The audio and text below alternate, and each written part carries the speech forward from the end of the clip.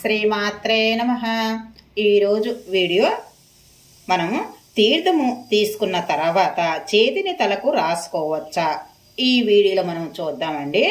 మన వీడియోలోకి వెళ్ళిపోదాము. తీర్థము తీసుకోవటానికి చేతిని గోకర్ణ భంగిమలలో ఉంచి తీసుకుంటాం మనము. ఆపై అనాలోచితంగా మనము ఆ చేతిని తలపై రాసుకుంటాము. అలా చేయడము తగదు. తీర్థము పంచామృతములో చేస్తారు. అందులో తేనె, పంచదార వంటివి జుట్టుకు మంచిది కాదు. అలాగే తులసి తీర్థము తీసుకున్న తలపై రాసుకోకూడదు. తీర్థము తీసుకోవడం వల్ల చెయ్యి ఎంగిలవుతుంది. ఎంగిలి చేతిని తలపై రాసుకోకూడదు. ఏ తీర్థము తీసుకున్నా చేతిని సాధారణ నీటిలో శుభ్రము చేసుకోవాలి. ఈ వీడియోలో మనము తీర్థము సేవించిన తర్వాత చేతిని తలకు రాసుకోవచ్చని చూసాం కదండి.